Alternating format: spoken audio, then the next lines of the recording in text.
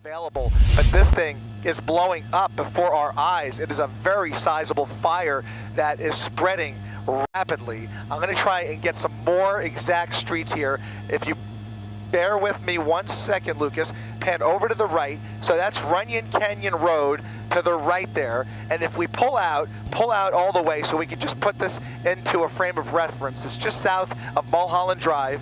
And if we come all the way out, you can see due north of Bonita Avenue and Vista Street off of Hollywood Boulevard. So we're talking about a 1.5 miles north of Hollywood Boulevard that is now on fire. It appears to be all brush at this point.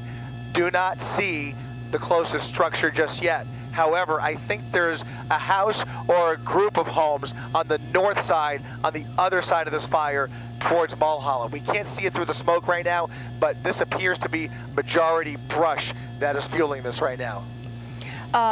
Chris, I've hiked Runyon Canyon so many times. I know Mark surely has as well. And you mentioned the streets, Bonita and Vista. Those are all the streets that, I take to get to Runyon Canyon. I'm concerned there's a lot of homes there, a lot of apartments, and our fire resources are already stretched so thin. Are you seeing any evidence of any response yet? I know it is dark, and I know we're just starting to follow it. This just broke out, but it doesn't look like it, does it? I got to tell you, we saw this fire, I think, before LA City Fire got the call. They have been dispatched out here, and that's Fire 3, that helicopter flying right through the shot right there.